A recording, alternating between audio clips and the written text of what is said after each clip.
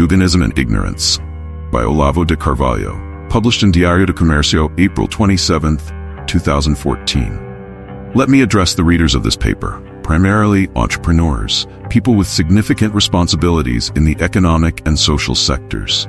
It's vital that you base your strategic decisions on reliable information. I remind you that for the past 9 years, I've been presenting analyses and predictions here that, without exception, have been confirmed by the passage of time and accumulation of facts. The most validated ones are often those that, at first, were ridiculed with contemptuous mockery by representatives of the mainstream media and the academic establishment, and endlessly repeated by semi-literate students and bloggers. Take the case of the São Paulo Forum, for instance. It's the most notorious. Yet less visible but incomparably more significant is Professor Alexander Dugin, whose pivotal role on the global stage continues to be overlooked or downplayed by opinion makers in both journalism and academia. This oversight keeps the public entirely in the dark about critical factors shaping international politics today. In 2011, I had a long internet debate with this renowned Russian thinker and strategist, which extended from March to July, and was later published by Vidi Editorial in Campinas, the USA and the New World Order, a debate between Alexander Dugin and Olavo de Carvalho, 2012. The English version is also accessible on the Inter-American Institute's website.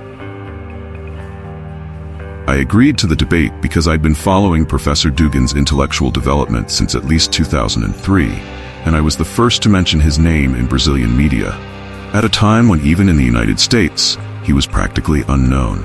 Back then, the doctrine he shared with writer Eduard Limonov was still referred to as National Bolshevism.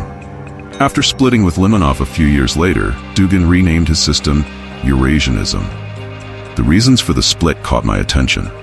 While Limonov, a harsh critic of the Putin administration, ended up in jail, Dugin, the son of a KGB officer, received all sorts of honors and favors from the Russian government. Gradually, the coherence between Vladimir Putin's political-military strategy and the principles of Eurasianism proved to be far more than a mere coincidence, especially when it was revealed that Putin had provided Dugin with a vast office and numerous aides, all paid for by the state.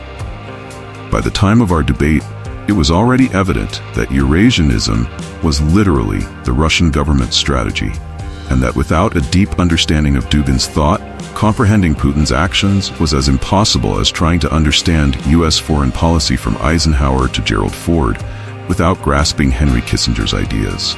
The initial reason these self-proclaimed experts mocked this glaringly obvious fact as a figment of my insane mind was simply the ignorant man's natural envy when confronted with something beyond his understanding. Dugin's ideas are a complex synthesis of the following elements: Marxism, Leninism, Stalinism, the geopolitics of Halford J. Mackinder and Karl Haushofer, Russian messianism from figures like Alexei Khomyakov, Nikolai Danilevsky, Fyodor Dostoevsky, and Vladimir Solovyov, Islamism, the esotericism of René Guénon and Julius Evola, and the revolutionary conservatism, proto-Nazi, of Moeller van den Broek and Edgar Julius Jung. Is there anyone in Brazil's journalistic and academic circles who even remotely understands these fields of thought enough to grasp what Dugin is talking about? There wasn't in 2003, there wasn't in 2011, and there isn't now. Fortunately or unfortunately, with the exception of Van den Broek and Edgar Jung, whom I only later studied, I had been studying all these other authors for 30 years before my confrontation with Dugin. So Eurasianism presented itself to me with an immediate intelligibility that was utterly inaccessible to Brazil's intellectual class. Their only possible reactions to this strange and indigestible novelty were either to pretend disdain, like the fox in Aesop's fable, or to bow in hypnotic adoration before the incomprehensible. Thus, the public receiving information about Duginism falls into two camps: the envious and the dazzled. Even in the United States, it took a long time for Duginism to elicit any intelligent reaction, even among the circles most directly involved in high-level foreign policy discussions. The latest issue of Foreign Affairs carried an interesting article by Anton Barbashin and Hannah Thoburn, Putin's Brain, Alexander Dugin and the Philosophy Behind Putin's Invasion of Crimea, while National Review ran a piece by Robert Zubin on March 3rd, titled the Eurasianist threat. It's a start, but the compartmentalization of American academic studies into isolated specialties still hinders a full understanding of Duginism, a system that, with all its notable insights and monstrous errors, stands out primarily for the universal scope of its interests and perspectives.